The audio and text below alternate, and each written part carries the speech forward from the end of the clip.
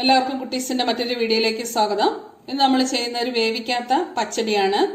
ഈ നാട്ടിൽ ഇതിന് കക്കരി കൊണ്ടാണ് നമ്മൾ ചെയ്യുന്നത്. ഈ നാട്ടിൽ ഇതിന് കക്കരി പെരക്ക് എന്നൊക്കെ പറയും.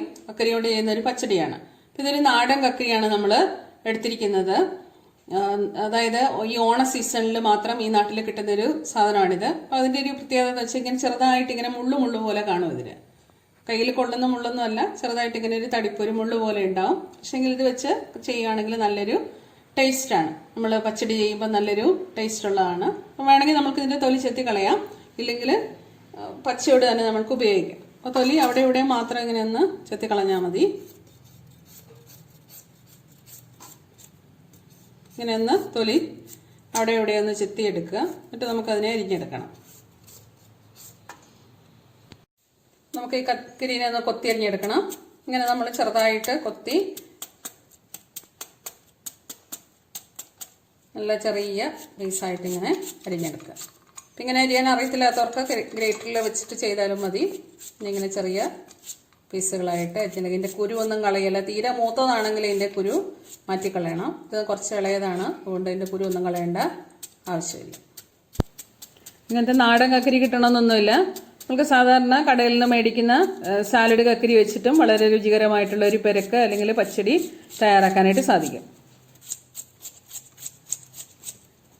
കക്കരി മൊത്തം ഇങ്ങനെ കൊത്തിയരിഞ്ഞെടുത്തിട്ടുണ്ട്. ഇനി നമുക്ക് അതിലേക്ക് ആവശ്യത്തിനുള്ള ഉപ്പ് ചേർത്ത് കൊടുക്കണം. കുറച്ച് ഉപ്പ് ചേർത്ത് കൊടുക്കാം. വേണമെങ്കിൽ പോരാത്ത പിന്നെ നമുക്ക് ചേർക്കാം. അപ്പം അതിനെ നന്നായിട്ടൊന്ന് മിക്സ് ചെയ്യണം. മിക്സ് ചെയ്ത് ഒരു 10 മിനിറ്റ് ഇരിക്കണം. അന്നേരത്തേക്ക് ഇതിൽ നിന്ന് കക്കരിയുടെ വെള്ളം കുറേ ഇറങ്ങി വരും. അതുകൊണ്ട് കണക്കാക്കിയിട്ട് വേണം നമ്മൾ ബാക്കി കാര്യങ്ങൾ ചെയ്യുമ്പോൾ വെള്ളം ചേർക്കാനായിട്ട്. നന്നായി മിക്സ് ചെയ്തിട്ടുണ്ട്. നമുക്കതിനെ വേറൊരു പാത്രത്തിലേക്ക് ഞാൻ മാറ്റി വെച്ചു. പിന്നെ വെള്ളം ഇറങ്ങി വരുമ്പോഴത്തേക്ക് നമുക്ക് അതിന് വേണ്ട അരപ്പം തയ്യാറാക്കാം. അപ്പോൾ ഒരു അരമുറി തേങ്ങ, അരമുറിയാണ്, ഒരു മുറിയിൽ അരമുറി തേങ്ങ ഞാൻ മിക്സിയിലേക്ക് ഇട്ടിട്ടുണ്ട്. അതിലേക്ക് 2 പച്ചമുളകും കൂടി ചേർത്ത് കൊടുക്കാം. അതിലേക്ക് കുറച്ച് കടുക് ചേർക്കണം. ഇത്രയും കടുക്, ഒരു അര സ്പൂണോളം കടുക് ചേർത്ത് കൊടുക്കുക. ഇത് നമുക്ക് അരച്ചെടുക്കണം. അപ്പം നമ്മൾ വെള്ളം ചേർത്ത് കഴിഞ്ഞാൽ ഈ കക്കരിയുടെ വെള്ളം ഇങ്ങനെ ഇറങ്ങി വരുന്നുണ്ട്, അതും കൂടി ആകുമ്പോൾ കൂടിപ്പോവും. അപ്പം അതിന് പകരം നമ്മൾ തൈര് ചേർക്കേണ്ടതാണ്. അതിന് കുറച്ച് തൈര് ചേർത്തിട്ട് അരച്ചെടുക്കുക. ഇതുണ്ടോ, കക്കരിയുടെ വെള്ളം കുറച്ചിങ്ങനെ ഇറങ്ങി വന്നിട്ടുണ്ട്. നമ്മൾ കളയൊന്നും വേണ്ട.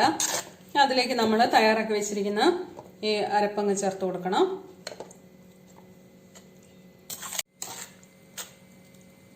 അരപ്പും കൂടെ ചേർത്തിട്ടുണ്ട്. ഇങ്ങനെ നന്നായിട്ട് മിക്സ് ചെയ്തെടുക്കുക.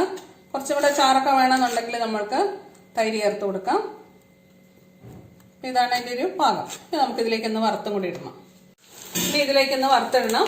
അതിന് കുറച്ച് എണ്ണ വെച്ച് കടുകും കരിവേപ്പിലയും ഉണക്കമുളകും കൂടെ വറുത്ത് ഇതിലേക്ക് ചേർത്ത് കൊടുത്താൽ നമ്മുടെ കുക്കുംബർ പച്ചടി അല്ലെ കക്കരിക്ക പെരക്ക് എന്നൊക്കെ പറയുന്നത് തയ്യാറായി.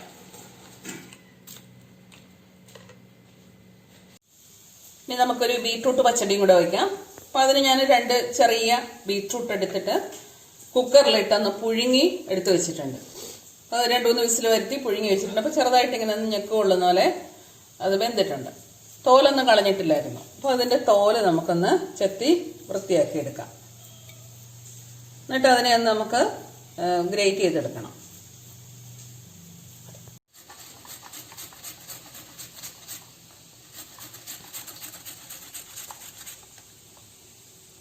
ബീട്രൂട്ടിനെ ഗ്രേറ്റ് ചെയ്ത് ഞാനിങ്ങനെ ഒരു പാത്രത്തിലേക്ക് മാറ്റിയിട്ടുണ്ട്. ഇനി നമുക്കതിന് വേണ്ട അരപ്പ് തയ്യാറാക്കണം. ഒരു ചെറിയ ജാർ മിക്സി എടുക്കുക. 2 ചെറിയ ബീട്രൂട്ടല്ലേ, അതുകൊണ്ട് ഒരു 2-3 സ്പൂണ് തേങ്ങ ഇട്ട്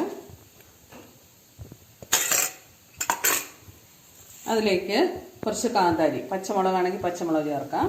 കാന്താരി ഇട്ട് കൊടുത്തു.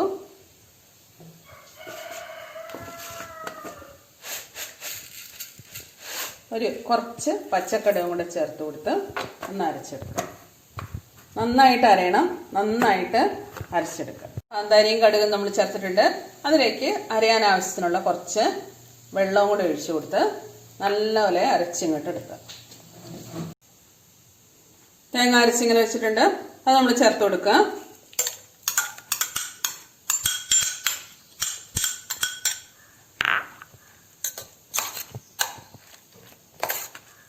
അതിലേക്ക് ആവശ്യത്തിനുള്ള ഉപ്പ്,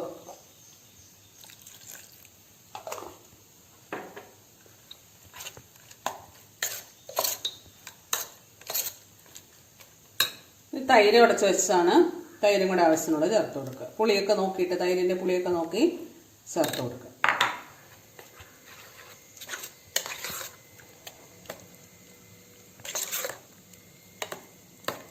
നന്നായിട്ട് യോജിപ്പിച്ചെടുക്കുക. ഇനി ഇതിലേക്ക് വറുത്തം കൊണ്ട് ഇട്ട് കഴിഞ്ഞാൽ നമ്മുടെ കളർഫുൾ ബീട്രൂട്ട് പച്ചടി തയ്യാറായി. കടുകും കരിവേപ്പിലയും ഉണക്കമുളകും കൂടെ ഒന്ന് വറുത്തം കൊണ്ട് ഇട്ട് കഴിഞ്ഞാൽ നമ്മുടെ കളർഫുൾ പച്ചടി തയ്യാറായി.